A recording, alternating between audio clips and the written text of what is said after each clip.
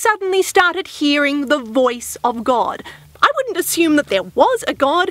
I'd assume that I needed to see a psychiatrist. So why, when someone religious says that they've heard the voice of God, are we expected to just sit there politely and pretend that having magical messages transferred psychically by an invisible being straight into your brain that nobody else can hear is completely normal, and not the first step of a downward spiral into complete insanity that ends with a yellow bucket on your head, a turnip lodged permanently between the cheeks of your buttocks, and an overwhelming desire to yell "Fweep" every 36 seconds?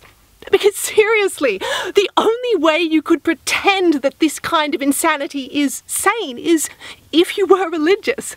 But if I suddenly started insisting that I could hear the voice of the flying spaghetti monster, and what's more, I had a blog or a channel devoted to teaching people the 7 key steps to recognizing the FSM's voice, as well as how to tell the difference between when the FSM is speaking to you and when you are being tempted by its evil nemesis, the GFPG, or gluten-free pasta goblin, all the while smiling manically at you while directing this incredibly important conversation at your right earlobe, you wouldn't say, "Hey, that's normal and just something that has to be respected."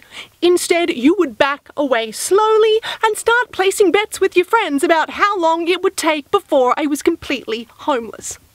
But also, if God really wants to prove that he exists by talking to people, then maybe doing this in a way that directly mirrors a serious psychiatric illness isn't the best way to prove your existence.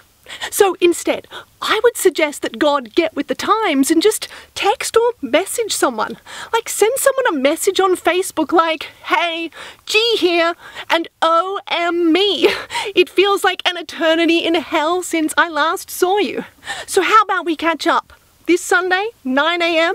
Remember to bring your Bible, because if you don't, I'll burn you in hell. Lol. Just not kidding. Smiley face, angry face, avocado." If God did this, not only could he prove he exists, as well as prove that the people he talks to aren't insane, but he'd also totally fit in. Because if there is one place where you can find just as many crazy comments, opinions, and ideas as are found in the Bible and the Quran, it is on social media. It's called creationism, where you throw science to the wind.